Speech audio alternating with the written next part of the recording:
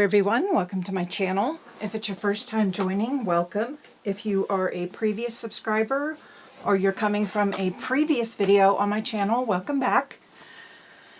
In today's video, I'm going to be talking about the Calico Cats quilt and what I have been doing since the last video. I have seriously been trying to film this video 4 times now, and I've deleted it every time because of some errors that have been happening and a few things that I've had to work through. You can see that I have been progressing on some of the actual quilting of the quilt. Let me pause for just a moment. Luna the crafty kitty wants out of my office, so I will be right back. Okay, sorry about that.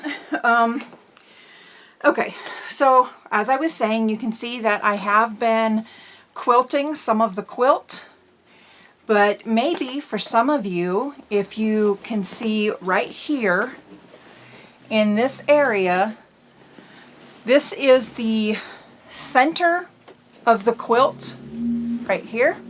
And I'm going to turn on another light right here, so hopefully we can see this better.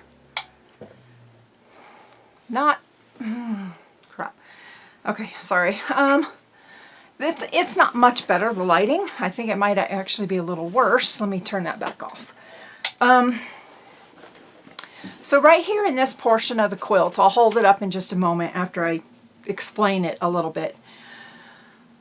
In the method that I am quilting this quilt, I really wanted it all to be a surprise for everybody, and I wanted to just be able to go right into it and show you it. And what has happened is it hasn't been as easy as I thought it would be. And I'm going to show you. I'm going to hold up the quilt and I'm going to show you. See all these bad stitching? What has happened is I had tried 2 different designs and in the method that I'm using, and they failed utterly. I mean, it was so bad how it failed. So you can see it all right in this area, how bad it is. And then on into this area.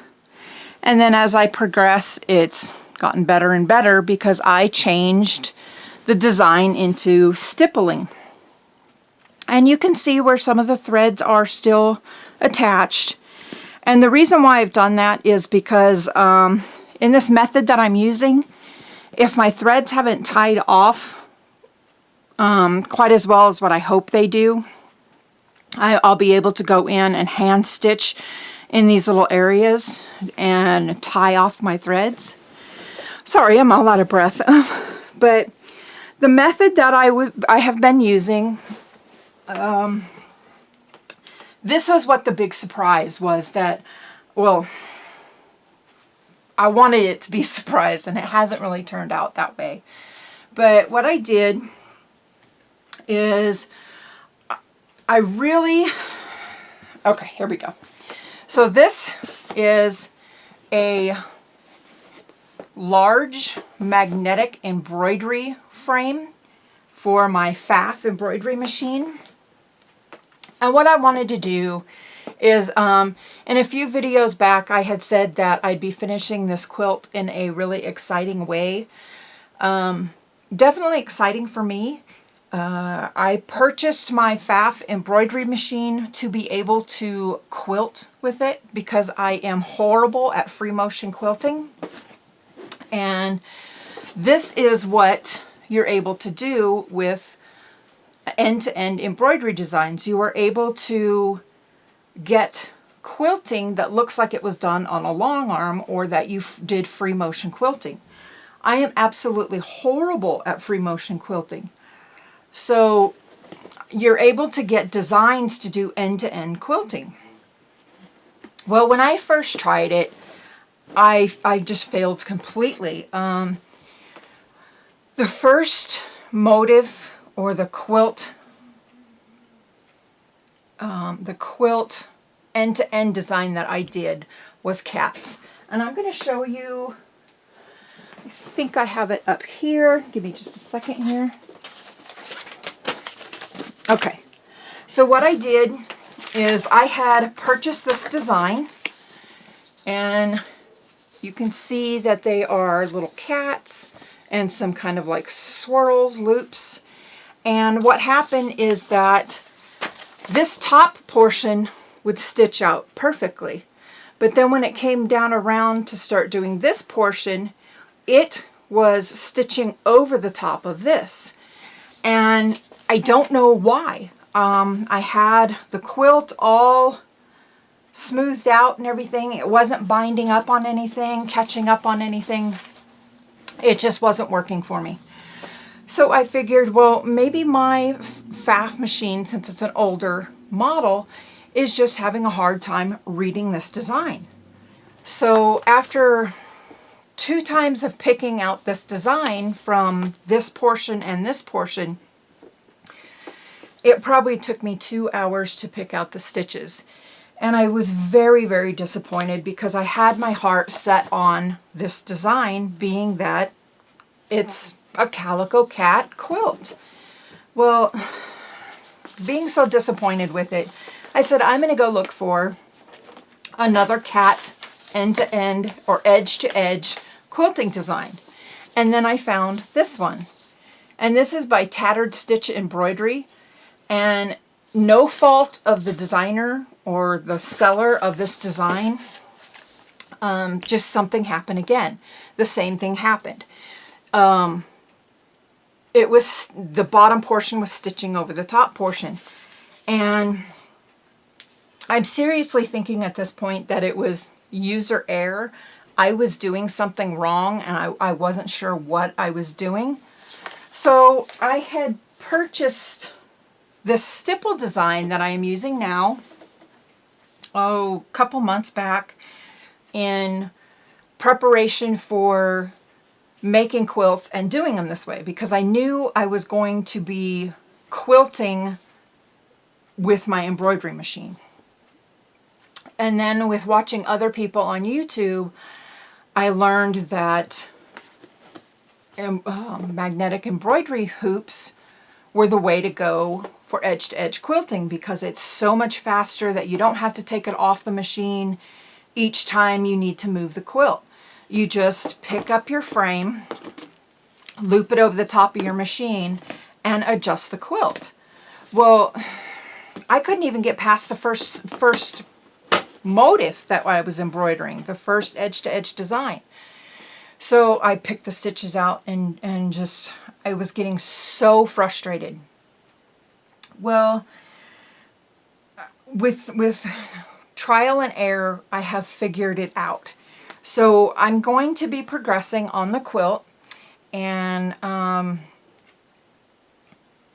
going to show you how I go about putting the quilt into the frame.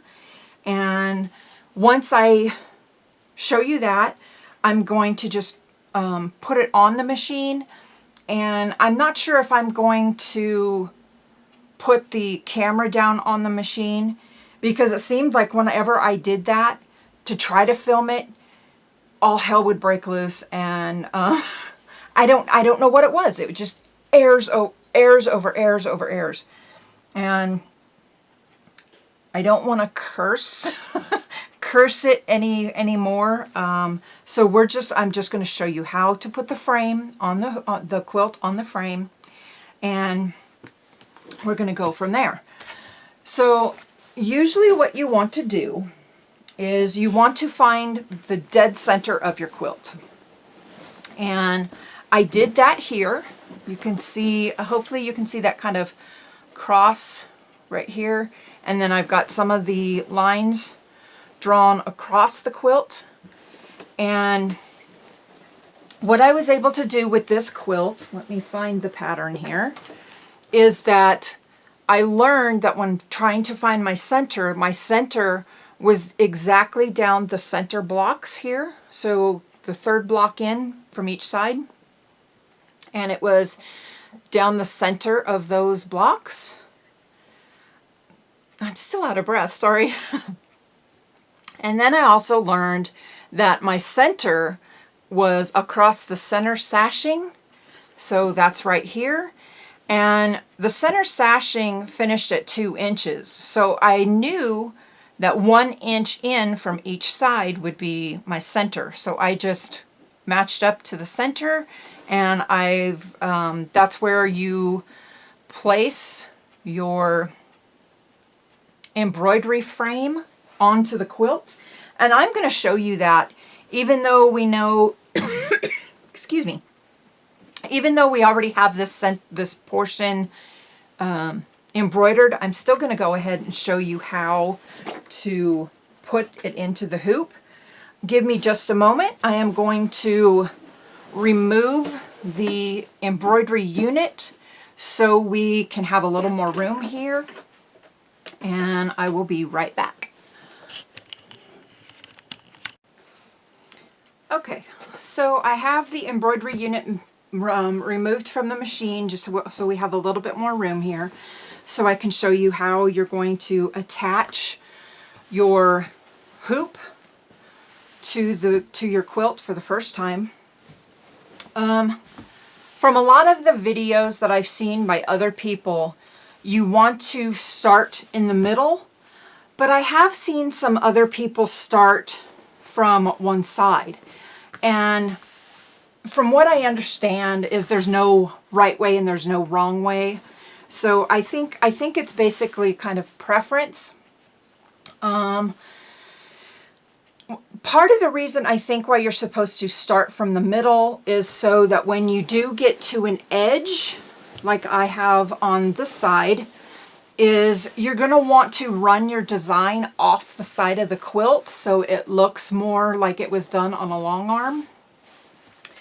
You can see on this portion, I went ahead and continued with the motif, or the design. I don't know if motif is the right word. And I put tape down. You're supposed to tape down the edge of the fabric because you don't want the needle or the embroidery foot to catch on the quilt and lift up your edges. They do make a tape for that, but I am just using regular masking tape, and you're able to easily pick it off. The stitches are okay. You don't have to worry about, you just want to be a little careful when you're picking them off where your stitching is, like right there. So that is part of the reason why you start in the middle, to make it look more uniform, I'm guessing. So that's what this one is. And the way these designs have matched up is there is a top. I have gotten this one a little too close to the previous one. I don't care. This is going to be my quilt, so I'm not worried about that. And then when it's washed anyway, no one's going to notice it. But this one, on this motif, I'm trying to find where it started. Okay, so this one started here, went around, and ended right here. Okay, so it did its design, and then the next one, you want to put it as close as you can to the previous one and start stitching out. So then I didn't get it quite as close, so this one is probably within a 1/4 inch. This one's within 1/2 inch, which I'm fine with. I'm not worried about it. And then where you stitch off the edge. You're going to want to make sure that when you layer your quilt, you have enough backing fabric to run off in case you have to. I forgot to do that, so I had to sew a 3-inch wide strip to the edge just so I had some excess fabric to run off on and to attach this to the hoop. So I may eventually, when I get to this motif, or this design on this portion, I may have to just do some iron-on stabilizer on the back just to give it some structure to hold on to in the frame, because these quilting designs are 8x8, and to put it in the hoop, it's going to start about right here, and I won't quite have enough.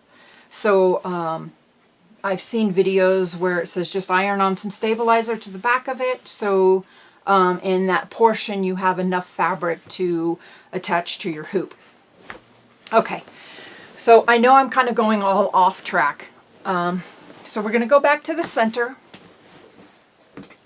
and I'm going to grab the hoop.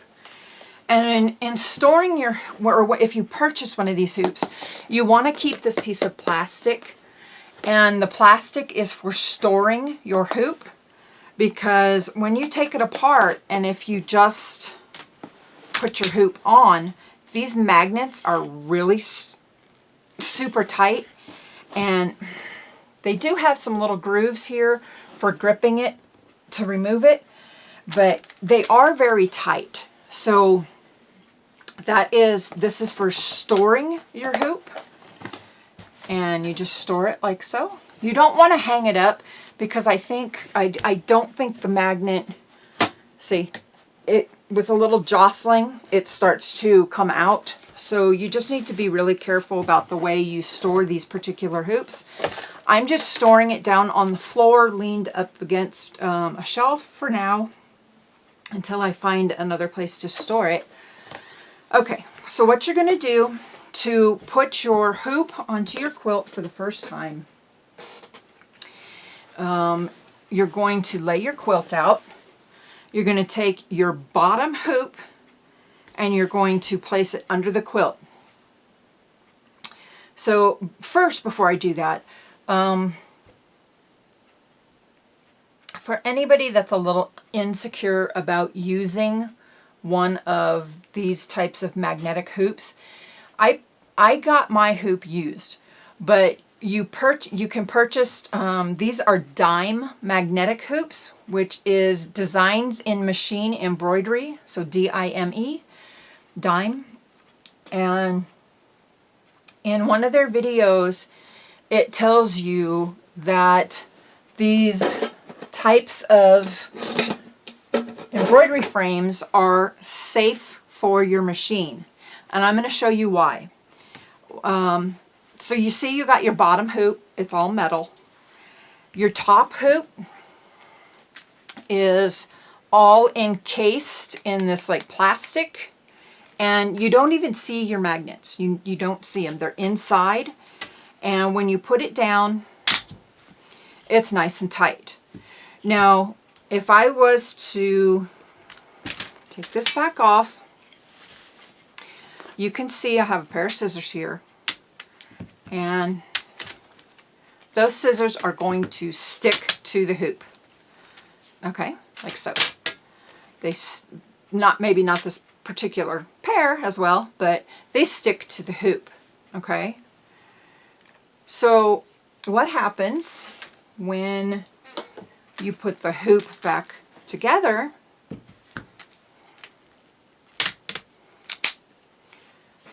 And now I try to pick up the scissors. As long as the frame is attached to the top part is attached to the hoop correctly, it's not really going to pick up the scissors. There may be a little bit of a magnetize to it, but magnetization maybe? Not magnetized to it. Magnetization to it. But you're not going to be able to pick up those scissors, because what the metal frame does is it closes the magnet. It seals off the magnet. So your embroidery machine is going to be protected by the metal frame of the hoop. Okay, so that is what I've learned through watching some of the videos. It is safe to use for your machine. I have had, when I was sharing that I was going to use the magnetic hoop, I shared it on one of the Facebook quilting groups I belong to, and they said, no, that's going to ruin your machine. You're going to void your warranty on your machine. And well, first of all, my machine doesn't have a warranty since I bought it used, but it's not going to hurt your machine. They have developed these to where it's not going to hurt your machine. So don't be scared of using a magnetic embroidery hoop. My FAF dealership even recommended selling me one of these hoops. Well, at that time, I wasn't ready to purchase one. I had my machine in December because the embroidery frame broke. Not on my problem, not because of me, but because the previous owner was carrying it by the embroidery arm and it was bent. And then when I went to go plug it in one day to do an embroidery, it snapped and there went my investment. So anyway, but my FAF dealership said you really need to get an embroidery hoop or a magnetic embroidery hoop if you're going to use it for quilting. Okay, so enough rambling on. I'm going to finally get to how you attach it. So I'm going to go up here, remove the top, and I'm going to slide it up underneath the quilt. And I'm going to move my my cutting mat up underneath it so it's nice and even. Okay, so I want it up underneath the center of the quilt where we found our center. And you want to make sure that it's up there supported enough. Okay, so you're going to find where your bracket portion is and kind of put it where you think that it's going to be for your center. Then you're going to take your hoop, your top of your frame, and you're going to butt it up against that bracket. And you're going to try to find where your hoop is underneath, and you're going to lay it down. Okay? So as you can see, my center is way over here. I'm definitely off center. So if you buy one of these hoops, it's going to have you put these rulers on it. I bought my hoop used, so they were already attached. So what you're going to want to do is you're going to want to line up your center, your vertical and your horizontal lines to the zeros.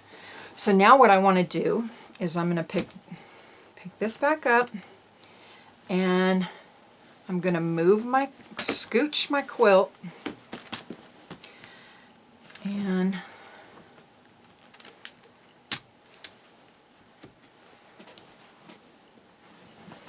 okay, so I have the top lined up on the zero, and okay, so then I'm going to try to get this. Okay, so I'm gonna tell you, the first time you hoop, you are gonna have some difficulty because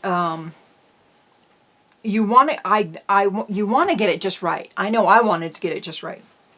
So I was messing with it for quite a while trying to get it just right.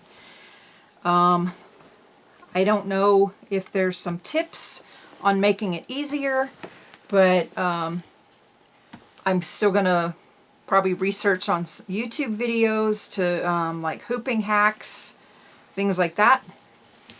Okay, so like I was saying, my center of my quilt horizontally was right down the middle of the cat block, and my center vertically was right down the cat block.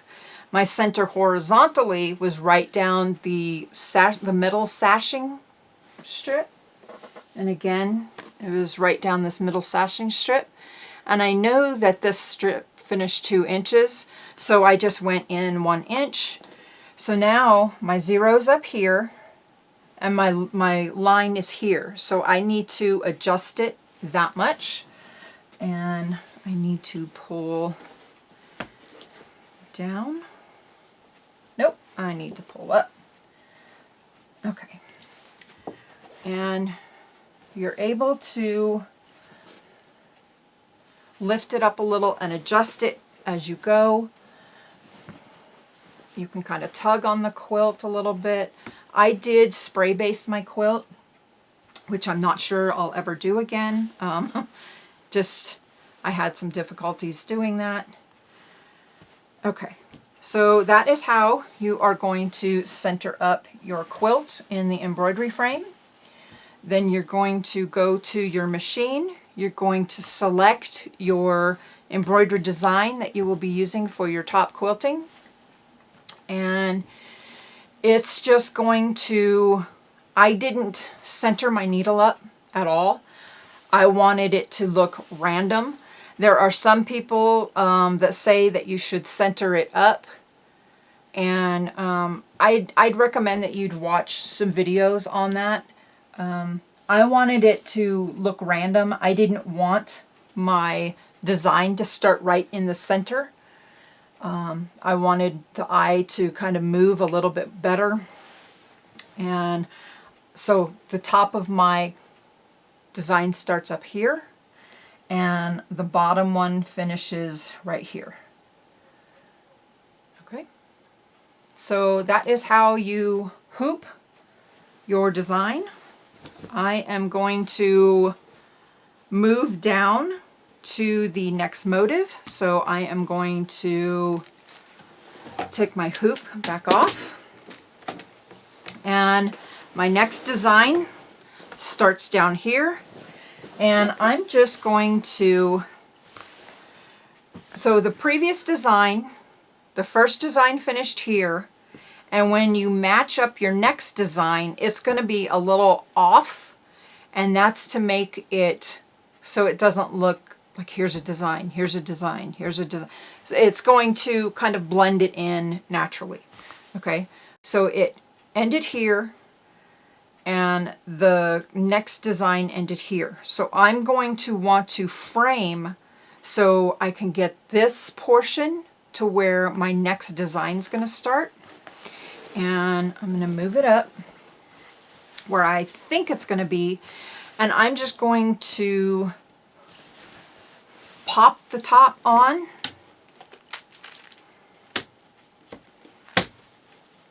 Okay, and I'm going to leave it like that. I know that I don't have enough room to do the design, so I'm going to adjust now to save a little bit more adjusting in the frame when I get it back onto the machine. And it's right here. My bracket's here, and the edge of the hoop is here. So, and you can see the distance. So I want to be able to just kind of move it as close to that edge as I can. So here's my design. Here's the edge of the hoop, kind of lined right up with the block. And I'm going to go ahead now again and pop the top back on. And I'm telling you, I could be doing this completely wrong, but this is what is working for me, okay? This is what I found works for me. I don't know if I was doing something wrong when I was first starting. Okay, so I'm not worried about putting my centers on. I'm not worried about any of that, because what I'm going to do is I'm going to attach the embroidery hoop back to the machine, and I'm going to set the design, and I'm going to start the design in the start stitching position, and that is when I want to line up this next motive with the one that finished. Every time I say motive, I'm probably saying that wrong. So the next design, the next stitch out portion, whichever way you want to call it. That is where I'm going to want to line my needle up, is with this. So I'm not going to move my needle in the machine. I'm going to set it to where original stitching position would be, And then I'm going to lift up my frame, and I'm going to adjust the quilt underneath to match where that needle is, because that is just what works for me. When I tried moving my needle to that new starting point, that is when I was starting to have the problems. So I would highly recommend, if you are going to be doing a quilt on an embroidery machine, do a practice quilt first. Don't do it on a quilt that is a finished quilt that you're going to use. Definitely do it on something that's practice until you get the hang of it, because you don't want to do what I did. This quilt's going to be washed, so these little mistakes are going to disappear when I wash it. Those the thread, the needle marks, those are all going to wash out, so I'm not worried about that. But if this was a quilt that I was going to sell, I would really want to make sure I've got the use of the hoop down before I ever quilt a quilt that I was going to be selling. Okay, so I know this video is all random and everything. What I'm going to do now is I'm going to pause. I'm going to reattach the embroidery frame, or the embroidery unit, to the machine, and I'm going to show you how you stitch out. I'm just going to show you one motif, since we already, or one design, since I already have one, the above one in. I'm going to show you how you go from that to join or to start a new one on a previous one. And give me a few minutes and I will show you how that's done.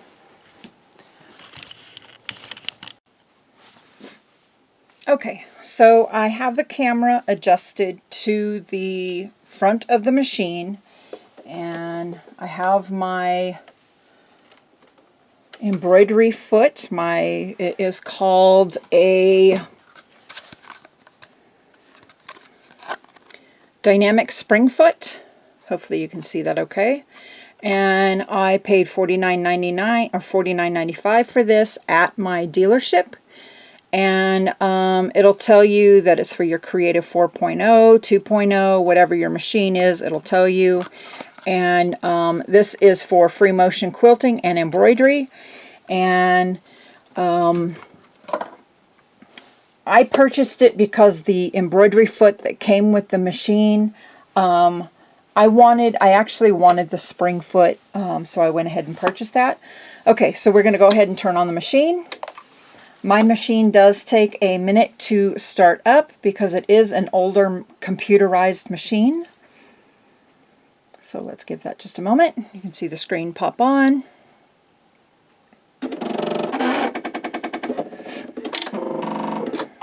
Okay, and the first thing it is telling me to do is to calibrate my embroidery unit. And you can see my embroidery unit here. And I'm going to turn you just a little bit so you can see that move. I'm going to hit OK, and it's going to take just a second. And there it is calibrating. And when I was mentioning earlier that when I had my machine in to be repaired, this is the portion.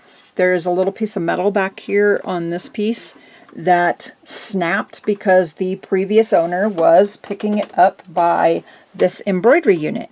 And it's really fragile. And it's a heavy embroidery unit. And what the technician believed was happening is that when they were picking it up, it bent this. So when I purchased it, I was unaware of that. And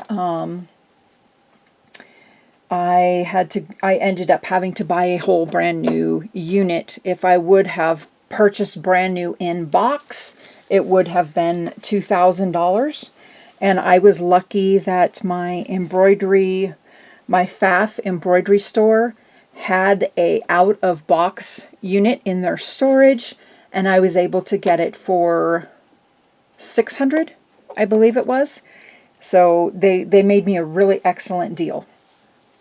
Okay, so let's go ahead and move back over here a little bit. And I'm sorry if the light is a little bit dimmer right now. I am using the battery to the camera, so the lighting is going to be a bit dimmer. When I have it plugged into the wall charger, and that's usually the way I film, and that's just to save battery. The lighting's brighter and the picture's better on the camera. Okay, so what I'm going to do is I am going to set my design. So I go to these, you might not be able to see that, but I hit, let me go back. There are three little, there's some little lines right here, and I hit those, and that is what brings up my embroidery files. So these are the designs that are in the machine. I'm going to be using a design that's on my USB stick over here to the side.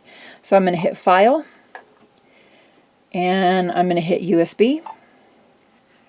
And on a FAF machine, you have to long press. So pressing, I'm going to be going to my quilt file. So what I have done in my machine, I have set up my files by subject. So I've got my bookmarks, greeting cards, keychains, quilt designs, and then that's just system info for the USB stick.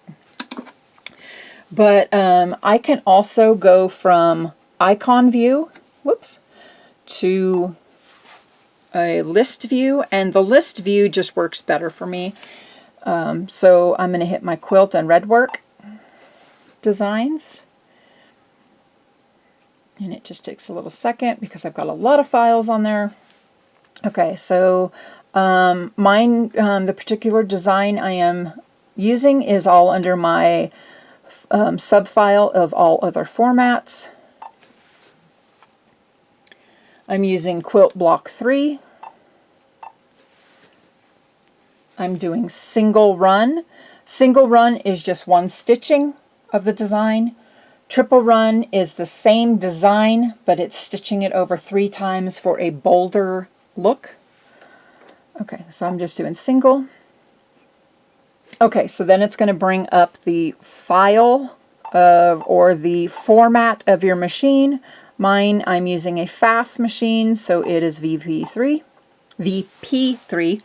My machine can do all formats.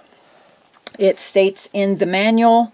Let me see if I can find that really quick here. Let's see.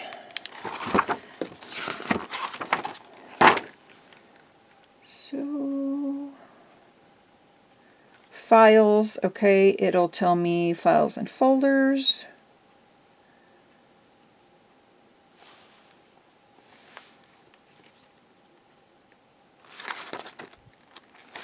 Okay, so here in my manual, it'll tell me under files and folders, here at the top, it'll tell me formats. It says your machine can load the following file formats. So I can use all of these. And VP3 is the embroidery font files, or VF3, excuse me. So it tells me everything that I can use for this particular machine. I can do PES files. I can do everything. So you definitely want to check your machine to see what type of file format it uses. And I know on my brother machine it uses a PES file and PES only. So that is where I was stating that you want to select your right format. I could have selected any of them, but I'm just going to go ahead and do my VP3 because that is the main. Okay, and then in this design, what it does is it has, I think this one has 19 different sizes for each design. So I'm going to scroll down to my size. I am using an 8-inch design. Okay. So you can see my design popped up on screen. My next step is I want to select my frame size. So I'm going to go over here. A little sub screen is going to come up, and I'm going to scroll down to my frame size. I am using a 360 by 200 frame, and you can see, you can hear that the embroidery unit kind of calibrated itself just a little bit more when I changed to that frame size. It has it here on screen. You're going to want to go to your edit if you're going to change your colors. It's in black. I'm going to go ahead and change it to white just because sometimes my machine is a little picky if you don't do edit steps. So you're going to hit your color, then you're going to go to the little sub screen. Oops. And it'll bring up your colors. And I'm just hitting white. And then OK. OK. And I'm going to close this menu, hit OK. And now what I'm going to do is I'm going to hit my embroidery stitch out. So I'm going to hit my frame. Now it is telling me to attach my Creative Deluxe hoop. And the way that they have designed these embroidery hoops is that it is the same size as what your largest frame is or whatever. So as long as you can accept a 360 by 200 frame, you can use the 200 or the 360 by 200 embroidery frame. Okay, so what I'm going to do is I am going to stick my quilt edge up underneath the needle first. I showed you that we have the hoop attached to the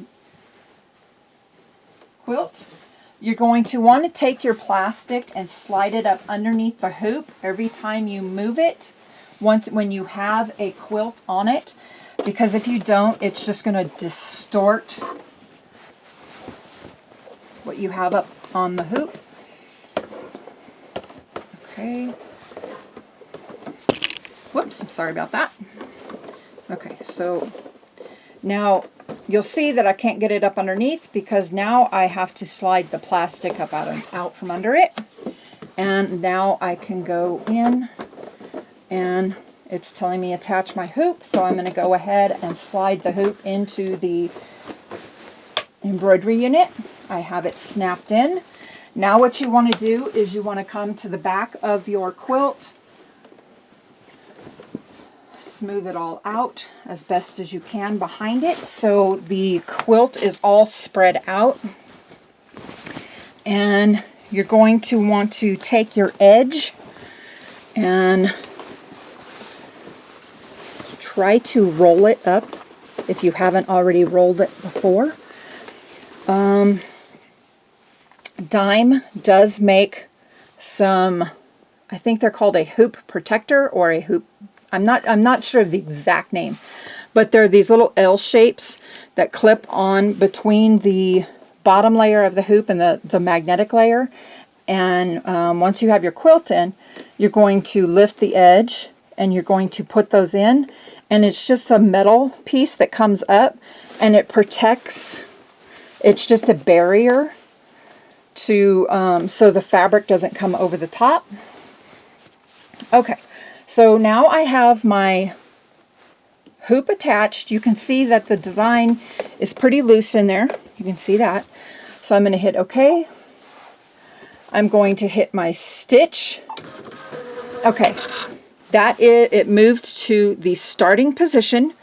Okay, so this is the starting position way up here. And I was telling you how the existing design that I had already stitched out, you can see how it starts up here and ends down here. So to put my next one, I want to go to that end. And since I know I didn't have enough room intentionally, I just put it in the hoop. So now what I want to do is to move from one design to the next. What you're going to do is you're going to pick up your frame, just the top, and you're going to lift it up and you're going to just turn it up over the top of your machine and let it rest. You're going to position your quilt or whatever you are stitching. And you're going to try to get it as close as possible to that needle start position or the next design position. And I have it pretty close. You can't see it there. I have it pretty close to where the existing design, to where the new design is going to start. And that is right here. So it's pretty close. So now what I want to do is I want to go ahead and I want to take my hoop, the top of the hoop, and make sure you don't get a hook on your needle threader like I just about did. And you're going to want to reattach it to your frame. And now is when you're going to kind of scooch, pull, tug, whatever you have to do without distorting your quilt to that starting position. So you're going to get it as close as possible to this side first, because you don't want to have it way over here and then you're going to have to pull it back, because you don't want a lot of tension on the embroidery unit arm. So what I like to do is I like to put my arm physically down on that, and I tighten my quilt while my arm is on that. I just kind of like adjust it, and you will see if you have a straight line somewhere on your quilt, you're going to align those. Try to find a mark on your ruler that is attached, and you're going to want to put that mark on your that quilt on that section, and you're going to adjust your quilt so each side of your quilt, just like when you centered it up the first time, you're going to do it the same thing, but you're going to just find that mark. Okay, so that's straight. That part is straight up there. And I'm just pulling the quilt back to that little start needle position. And my frame is, I want to make sure the frame is attached to the bottom, so where it's straight. And I'm going to make sure I keep adjusting. Okay, so I moved it again out of position. So I'm going to go back. And it's a trial and error kind of thing. This is the positioning that works best for me. I know there are ways that you can go into the settings on your machine and put the needle on that exact design. Every time I tried to do that, that is when the previous designs that I showed you were stitching over the top of each other. So I decided, nope, not going to do that. Okay, so I have it pretty straight. This line in the center right here of this block, I have it on my just a few notches to the left of the 0. And I just want to tug just a little bit more to make sure I'm getting it right on where the needle position is going to be. I'm going to roll this up, and you can see my iron made some marks here on the quilt. That will wash out. I'm not worried about that. Okay, so now what I'm going to do is I'm going to make sure the top of my machine's lifted up. I am going to make sure my... Okay. And I'm going to thread my needle. I'm not sure why my needle wasn't threaded already. Okay. So on this portion, I cannot use my needle threader when I have it in this first position where the hoop is, because the needle threader stops up against the frame. So I'm going to just thread my needle by hand.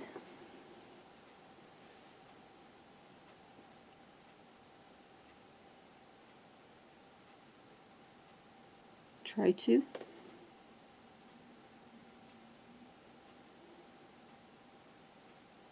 Okay, got to trim that up just a little bit more. It's a little frayed edge.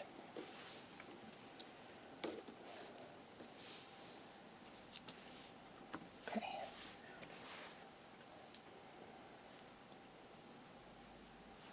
And I need to move a little closer to the machine so I can see.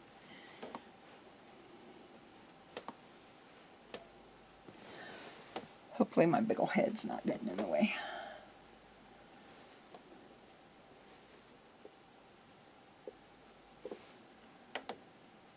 Oh, and by the way, I am using a regular quilting needle.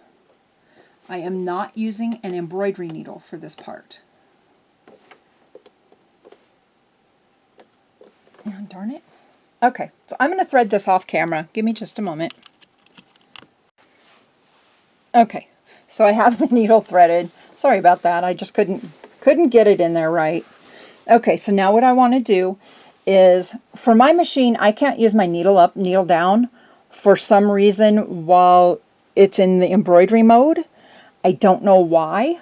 So I'm going to take my wheel here off to the side of my machine, and I'm going to lower my needle and bring it back up, and I'm going to pull the bobbin thread up, and I need to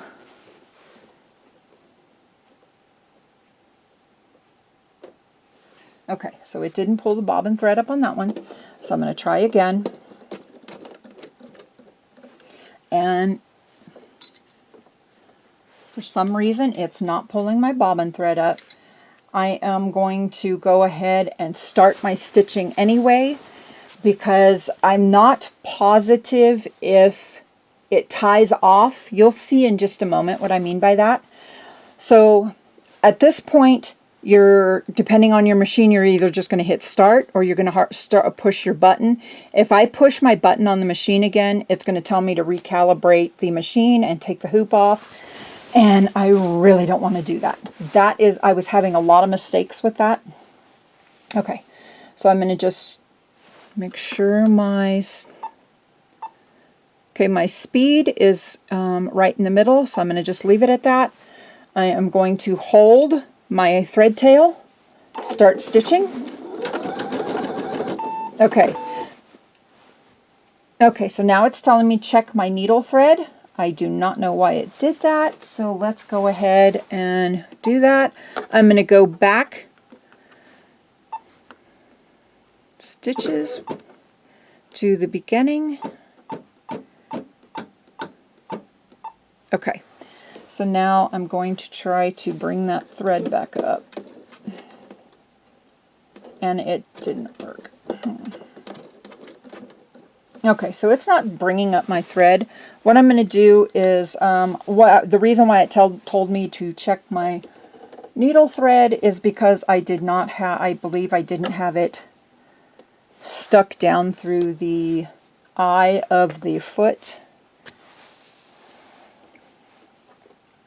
And I'm really sorry if this is a little wishy-washy. I am still learning. And I mentioned earlier that I'm not cutting my threads when it tells me to cut my threads, because I am not sure if it's knotting the threads, and I just want to have you can see I'm pulling a quite a bit long piece of thread. I've probably got a 12-inch long piece of thread that I can go back in and hand stitch those little areas if I need to. I may be creating a lot more extra work for myself. I am not sure, but since I am just learning how to use it, we will see what happens, because this design is already coming undone, so I know I will have to stitch this part. I don't know why it's not tying off my threads. It should be, and it's not. Okay, so I'm going to go back and I'm going to hit start again. Okay, so it's telling me, okay, so it's possible that my machine is not threaded correctly, so I'm going to cut my thread, pull it down through, rethread the machine.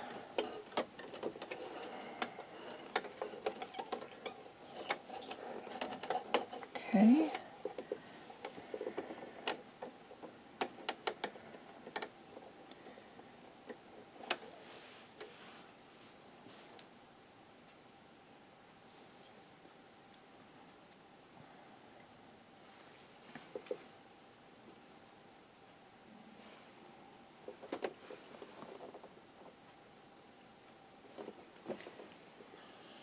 Darn it. Do I have my needle threader here? I don't have my little needle threader. I usually keep a needle threader next to my machine just in case this kind of stuff happens.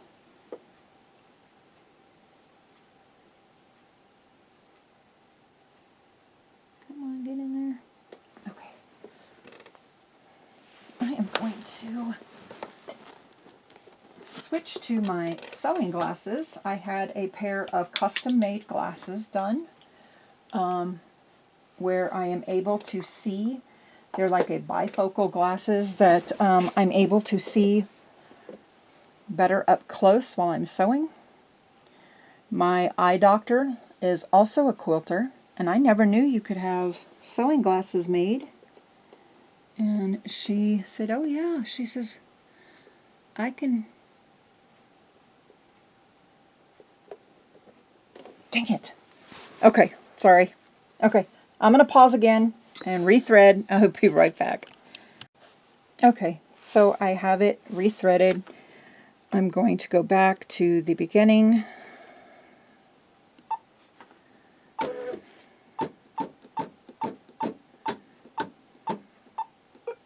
Okay, so I'm going to again try to bring up the bobbin thread to see if it'll bring it back up.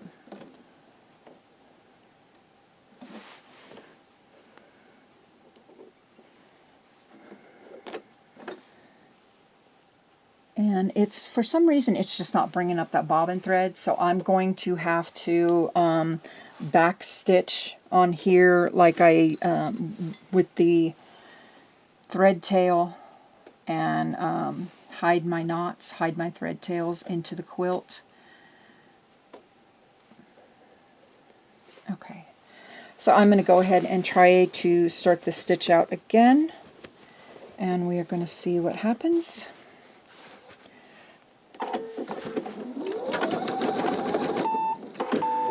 Okay, I'm not sure why it's not stitching for some reason. So I know it's threaded correctly. I know my bobbin's in correctly. So I am going to try to figure out the problem, and I'll be right back. Okay, so what was happening is when I kept on trying to raise the bobbin thread, there wasn't any thread on my bobbin. So I didn't realize that when I stopped sewing last time, I did not have any thread on the machine or in the bobbin. I stopped so close to the end of the bobbin that it didn't give me my bobbin's empty warning. Okay, so I got my foot up. We are going to bring up the bobbin thread again.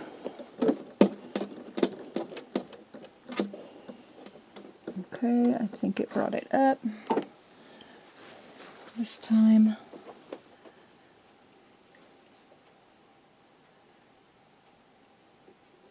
Okay, so I now have my bobbin thread and I have my top thread.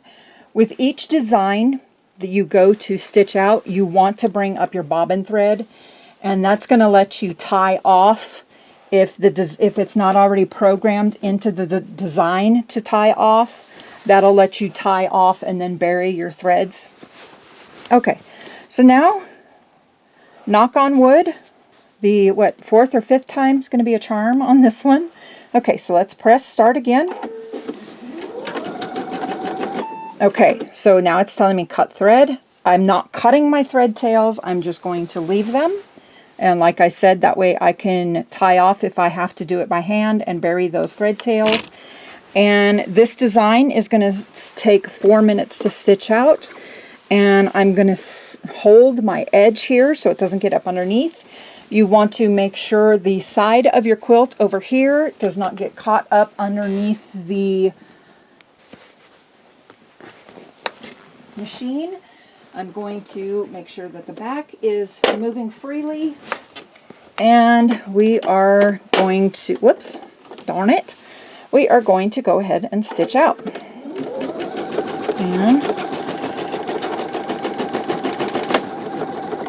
it broke thread. Okay, so let me... Why is it doing this? I do not know why that's happening. So I am going to cut my thread at the top. My thread somehow got stuck up inside. So I'm going to cut up here at the top. I'm going to... You can see it did not thread for some reason. Okay, why is this getting stuck?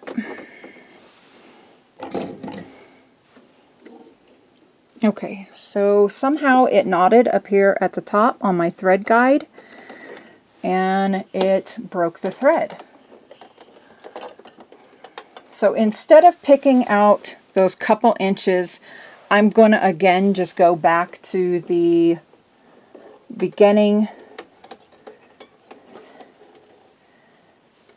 because I am not going to... This quilt's for me. Again, like I said, if this quilt was going to be for somebody else, I would not do this.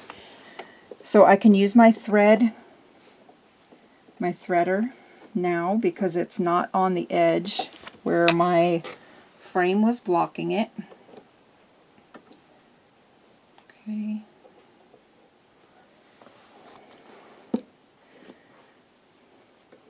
Okay, so I'm going to go back to the beginning.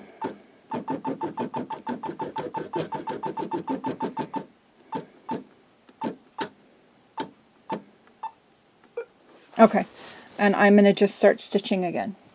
Let me make sure that the thread is through the eye of the foot. And you guys, I'm really sorry that this video is all over the place. But I kid you not, sometimes learning a new technique is exactly like this. It happens to professional sewers, to you know, people that have been sewing for years and years. Think this can happen. So this is, you know, I'm going to go ahead and keep it in the video this time, because I was so frustrated when this was happening. It's not stitching over the top of itself, over the motif above it. It's not stitching where this part was up over the top. It's not doing any of that. So it's other little things that you have to work through, that you know how to overcome. Okay, so let's start again. It's going to tell me cut thread. I'm not cutting thread because it's going to be tied and tucked. Okay, and here we go.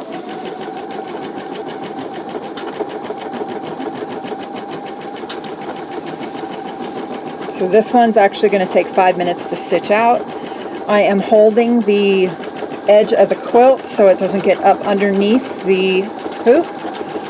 And instead of buying those little things I was telling you about, my husband is going to make me some. He has a shop where he works that he can just prefab me some metal pieces, some like aluminum pieces to clip up underneath on the edge here.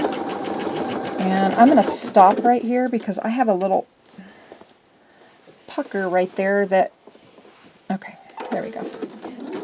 This little portion was puckered up a little bit and I didn't like that, so I just kind of stopped it. Okay. And you can see it stitching out.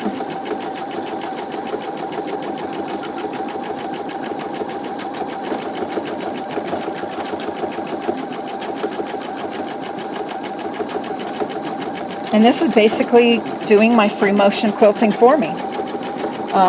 There's no basically about it. It's doing my free motion quilting for me. And you can see my little crosshair following.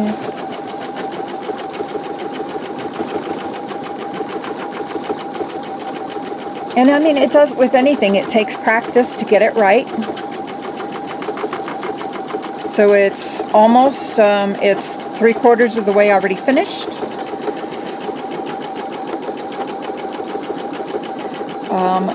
These designs that I have on this particular stippling, this is a wider stipple. I have another one that is really super close, that it's a smaller, tighter stipple design.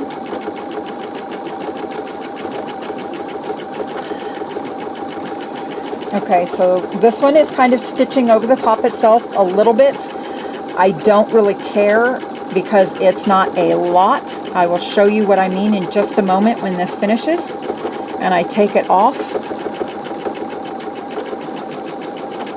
Like I said, if this was somebody else's quilt, I would not, I wouldn't let that happen. I would fix that before I presented the quilt to that person. Okay, so you can see where the design finished. I'm going to move the camera. Let me show you a little bit closer here. Give me just a second to move this. And, oops, sorry. Okay, hopefully you can see right here. So the loop, I'm going to use my little pointer. So the loop of the top of the design is here. It came down this way, up here this way. And what the bottom portion did is it stitched up here and just right over the top of that bottom portion of that top loop. And hopefully you can see that okay. Let me kind of zoom you in a little. Maybe you can see it a little better.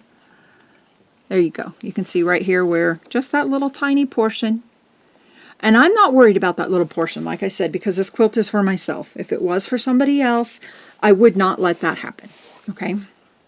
And what happened is because I didn't pull up the design enough, or there was a little bit of the tension on the quilt and it didn't move freely in that portion. So it kind of like stitched up against itself. And it's probably just this back portion back here. It just kind of pushed up against it and didn't, it kind of like restricted the frame just a little bit. Okay, so I'm going to zoom you back out.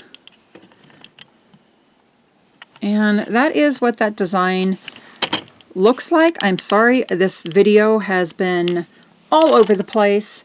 And but this is exactly what can happen.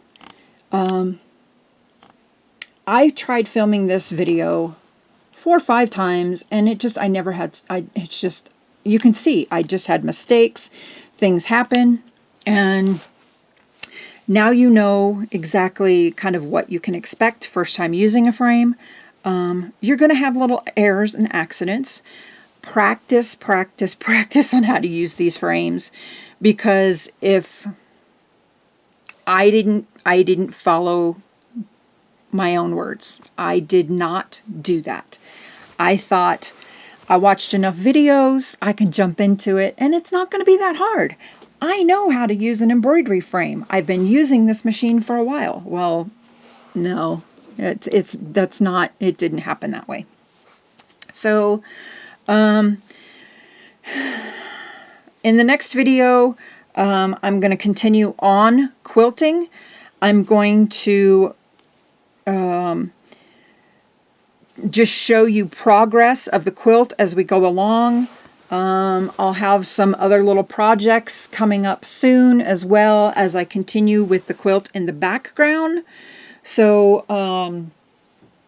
I think I have some key fobs coming up. I'll be doing those on the Brother machine, because this machine will be busy. I'm not going to break down the quilt, the embroidery unit and everything just to sew. I will use the Brother machine for that. I want to do some key fobs. We want to do some more keychains.